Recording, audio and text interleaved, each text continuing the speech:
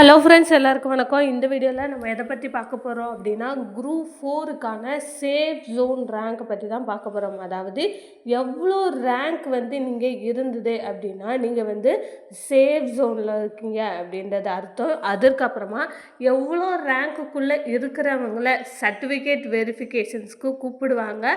அதற்கான செலெக்ஷன் லிஸ்ட்டில் பார்த்தீங்கன்னா நீங்கள் செலக்ட் ஆகிறதுக்கான சான்ஸ் இருக்குது.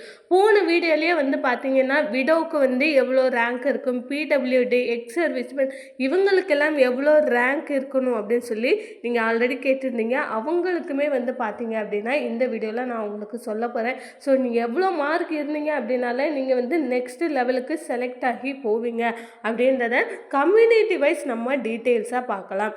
நம்ம அதற்கு முன்னாடி நம்ம சேனலை நீங்கள் ஃபர்ஸ்ட் டைம் பார்க்குறீங்க அப்படின்னா மறக்காமல் சப்ஸ்கிரைப் பண்ணிட்டு பாருங்கள். அப்படின்னா தான் டிஎன்பிஎஸ்சி சம்மந்தமான ரெகுலர் அப்டேட் உங்களுக்கு உடனுக்குடன் நோட்டிஃபிகேஷனாக வரும். இப்போ வாங்க நம்ம வீடியோக்குள்ளே போகலாம்.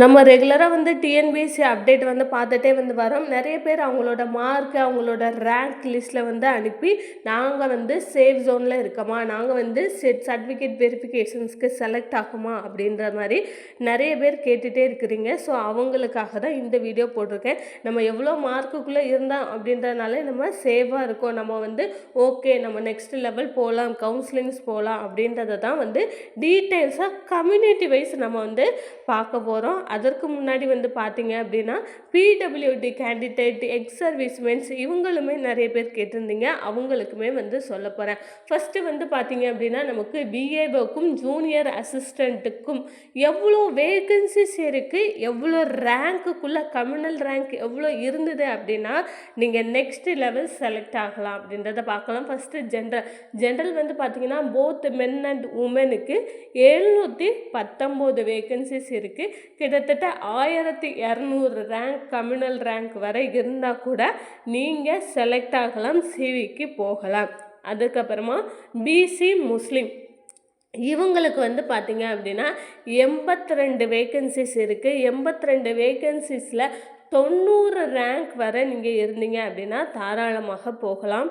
அப்புறமா பிசியை பொறுத்தளவில் 1110 ரேங்க்குள்ளே நீங்கள் இருந்தீங்க அப்படின்னா கண்டிப்பாக நீங்கள் நெக்ஸ்ட் லெவல் போகிறதுக்கான சான்ஸ் இருக்குது. இதே எம்பிசி 472 வேகன்சிஸ் இருக்குது. ஓவராலாக நீங்கள் 735 வேகன்சிஸ் 735 கம்யூனல் ரேங்க் வரை இருந்தீங்க அப்படின்னா தாராளமாக சிவிக்கு போகலாம்.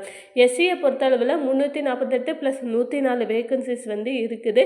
ஸோ நீங்கள் ஒரு 705 அந்த ரேஞ்சில் ரேங்க் எடுத்திருந்தீங்க அப்படின்னா தாராளமாக நெக்ஸ்ட் லெவல் போகலாம். அடுத்ததாக பார்த்தீங்க அப்படின்னா எஸ்சியை பொறுத்தளவில் 76 வேகன்சிஸ் இருக்குது. 100 ரேங்க்குள்ளே இருந்தீங்க அப்படின்னா நீங்கள் கம்யூனல் ரேங்க்கு நெக்ஸ்ட் லெவல் போகலாம். எஸ்டியை பொறுத்தளவில் 80 ரேங்க்குள்ளே இருந்தீங்க அப்படின்னா நீங்கள் நெக்ஸ்ட் லெவல் போகிறதுக்கான சான்ஸ் இருக்குது. இது பார்த்தீங்க அப்படின்னா நான் டைப்பிஸ்ட்டுக்கு சொல்கிறேன்.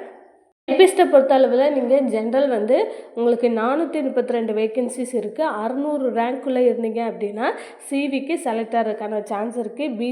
பிசி முஸ்லீம்ஸ் பார்த்தீங்க அப்படின்னா 44 வேகன்சிஸ் இருக்குது. ஒரு 50 இல்லை 60 ரேங்க்குள்ளே இருந்தீங்க அப்படின்னாலே நெக்ஸ்ட் லெவல் தாராளமாக போயிடலாம். பிசியை பொறுத்தளவில் 550 கம்யூனல் ரேங்க் 550க்குள்ளே இருந்தீங்கன்னா நெக்ஸ்ட் லெவல் போகலாம். எம்பிசியை பொறுத்தளவில் 450 ரேங்க்குள்ளே இருந்தீங்க அப்படின்னா நம்ம சிவிக்கு செலக்ட் ஆகிறதுக்கான சான்ஸ் இருக்குது. எஸ்சியை பொறுத்தளவில் 390 ரேங்க் நீங்கள் இருந்தீங்க அப்படின்னா நீங்கள் நெக்ஸ்ட் லெவல் செலக்ட் ஆகிடலாம். எஸ்சியை பொறுத்தளவில் 75 ரேங்க்குள்ளே இருந்தீங்க அப்படின்னா உங்களுக்கு கிடைக்கிறதுக்கான சான்ஸ் பார்த்திங்கன்னா நிறையவே இருக்குது. அப்புறம் பார்த்திங்கன்னா எஸ்டியை பொறுத்தளவில் பார்த்திங்கன்னா 14 + 9 வேகன்சிஸ் இருக்குது. நீங்கள் ஒரு 30 இல்லை பார்த்திங்கன்னா ஒரு 35 40க்குள்ளே நீங்கள் ஒருவேளை வேகன்சிஸ் இன்க்ரீஸ் பண்ணால் கூட 40 ரேங்க்குள்ளே இருந்தீங்க அப்படின்னாலே தாராளமாக நீங்கள் நெக்ஸ்ட் லெவல் போகலாம். அடுத்ததாக பார்த்தீங்க அப்படின்னா ஸ்டெனோ டைப்பிஸ்ட்டை பொறுத்தளவில் ஜென்ரல் 168 ரேங்க், அதாவது 168க்குள்ளே நீங்கள் இருக்கிறீங்க இல்லை பார்த்தீங்கன்னா 170 அந்த ரேஞ்சில் இருக்கிறீங்க அப்படின்னா கண்டிப்பாக உங்களுக்கு செலக்ட் ஆகிறதுக்கான வாய்ப்புகள் இருக்குது. பிசியை பொறுத்தளவில் 120 இல்லை பார்த்தீங்க அப்படின்னா 130 ரேங்க்குள்ளே நீங்கள் இருக்கிறீங்க, உங்களோட கம்யூனல் ரேங்க் இருக்குது அப்படின்ற பட்சத்தில் கண்டிப்பாக நீங்கள் நெக்ஸ்ட் லெவல் செலக்ட் ஆகலாம். அப்புறம் பிசி முஸ்லீமை பொறுத்தளவில் உங்களுக்கு வேகன்சிஸ் கொஞ்சம் கம்மியாக வந்து இருக்கிறதுனால நீங்கள் ஒரு 30 இல்லை வந்து பார்த்தீங்கன்னா 35 40 ரேங்க்குள்ளே நீங்கள் இருந்தீங்க அப்படின்னாலே கண்டிப்பாக நீங்கள் நெக்ஸ்ட் லெவல் செலக்ட் ஆகிடலாம். எம்பிசியை பொறுத்தளவில் 90 ரேங்க்குள்ளே வந்து இருக்கணும். 90 இல்லை வந்து பார்த்திங்கன்னா 95 இல்லை 100 ரேங்க்குள்ளே இருந்தீங்க அப்படின்னாலே வந்து நமக்கு வேகன்சிஸ் இன்க்ரீஸ் பண்ணால் கூட இன்னும் வந்து நமக்கு ரேங்க் லிஸ்ட் வந்து அதிகமாகும். ஸோ அந்த மாதிரி இருக்கிற டைமில் நீங்கள் 100 ரேங்க்குள்ளே இருந்தீங்க அப்படின்னாலே நெக்ஸ்ட் லெவல் வந்து செலக்ட் ஆகிறதுக்கான சான்ஸ் இருக்குது. அடுத்ததாக வந்து பார்த்திங்க அப்படின்னா நமக்கு எஸ்சியை பொறுத்தளவில் நீங்கள் வந்து ஒரு 70 அப்படின்னா 70 75 இல்லை வந்து பார்த்திங்க அப்படின்னா 80 ரேங்க்குள்ளே இருக்கிறோம் அப்படின்னாலே வந்து நம்ம சர்டிஃபிகேட் வெரிஃபிகேஷன்ஸ்க்கான செலெக்ஷன் லிஸ்ட்டில் வந்து செலக்ட் ஆகிடலாம். எஸ்சிஏயை பொறுத்தளவில் 25 ரேங்க் இருக்கணும். 25 இல்லை வந்து பார்த்திங்க அப்படின்னா 30 ரேங்க்குள்ளே இருந்தீங்க அப்படின்னா செலக்ட் ஆகிறதுக்கான சான்ஸ் வந்து பார்த்திங்கன்னா இருக்குது. எஸ்டியை பொறுத்தளவில் ஒரு 10 ரேங்க் ஸ்டெனோ டைப்பிஸ்ட் வந்து 10 இல்லை வந்து 12 15 இந்த மாதிரி ரேஞ்சில் வந்து நீங்கள் இருக்கிறீங்க அப்படின்னாலே வந்து நெக்ஸ்ட் லெவல் செலக்ட் ஆகிடுவீங்க. ஸோ உங்களோட ரேங்க் மட்டும் முக்கியம் அப்படின்றது கிடையாது. ஏன்னா வந்து ரேங்க்கோட சர்டிஃபிகேட் வெரிஃபிகேஷன்ஸ் முக்கியம்.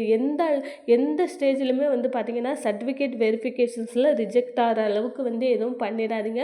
முடிஞ்ச அளவுக்கு சர்டிஃபிகேட் வெரிஃபிகேஷன்ஸ் தான் அட்டன் பண்ணுங்கள். அட்டன் பண்ணிவிட்டு ஒரிஜினல் ப்ரூஃப் இப்போவே வந்து பார்த்திங்கன்னா ஒரிஜினல் ப்ரூஃப் எல்லாமே வந்து எடுத்து வச்சுருங்க. ஏன்னா வந்து ஒரிஜினல் நீங்கள் எல்லாம் காமிச்சிங்க அப்படின்னால தான் உங்களோட சர்டிஃபிகேட் வெரிஃபிகேஷன்ஸ் வந்து கம்ப்ளீட் ஆகும். இதற்கப்புறம் பிடபிள்யூடி கேண்டிடேட்டுக்கு 4% வந்து இடஒதுக்கீடு பண்ணுறாங்க.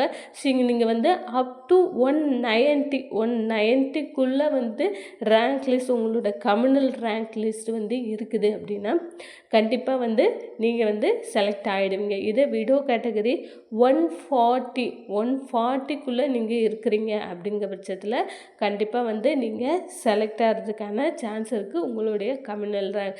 இதே வந்து எக்ஸ் சர்வீஸ் மேனாக இருக்கிறீங்க அப்படின்ற பட்சத்தில் நமக்கு 230 ரேங்க்குள்ளே நீங்கள் இருக்கிறீங்க. 230 நீங்கள் 200 கூட இருக்கலாம், 150 கூட இருக்கலாம். ஸோ அந்த ரேஞ்சில் உள்ளவங்களுக்கெல்லாம் வந்து பார்த்திங்க அப்படின்னா கண்டிப்பாக கிடைக்கிறதுக்கு சான்ஸ் வந்து பார்த்திங்கன்னா இருக்குது. ஸோ இந்த ரேஞ்சில் உள்ளவங்க இந்த ரேங்க்கில் உள்ளவங்க எல்லாருமே வந்து பார்த்திங்க அப்படின்னா கூடிய சீக்கிரம் சர்டிஃபிகேட் வெரிஃபிகேஷன்ஸ்க்கான செலெக்ஷன் லிஸ்ட் வந்து பார்த்திங்கன்னா விட போகிறாங்க. முடிஞ்ச அளவுக்கு சர்டிஃபிகேட் வெரிஃபிகேஷன்ஸில் நம்ம பாஸ் பண்ணி வெளியே வந்துடும். அதற்கு நம்ம என்ன செய்யணும் அப்படின்னு கேட்டிங்கன்னா நம்மளோட சர்டிஃபிகேட் எல்லாத்தையுமே ப்ராப்பராக வந்து பார்த்திங்கன்னா நம்ம அரேஞ்ச் பண்ணி எடுத்து வச்சுக்கணும். நம்மளோட ஒரிஜினல் சர்டிஃபிகேட்டாக இருக்கட்டும், priority certificate, mark sheet, Aadhaar card எல்லாத்தையுமே வந்து பார்த்திங்க அப்படின்னா நீங்கள் ப்ராப்பராக எடுத்து வச்சிங்க அப்படின்னா உங்களுக்கு சர்டிஃபிகேட் வெரிஃபிகேஷன்ஸ் போகும்போது ரொம்பவே ஈஸியாக இருக்கும். ஈஸியாக வந்து பார்த்திங்க அப்படின்னா நம்ம சர்டிஃபிகேட் வெரிஃபிகேஷன்ஸில் பாஸ் ஆகிறதுக்கான சான்ஸ் வந்து பார்த்திங்கன்னா இருக்குது. இந்த வீடியோ உங்களுக்கு ஹெல்ப்ஃபுல்லாக இருக்குது அப்படின்னு நினச்சிங்க அப்படின்னா மறக்காமல் ஒரு லைக் பண்ணுங்கள். தேங்க்யூ.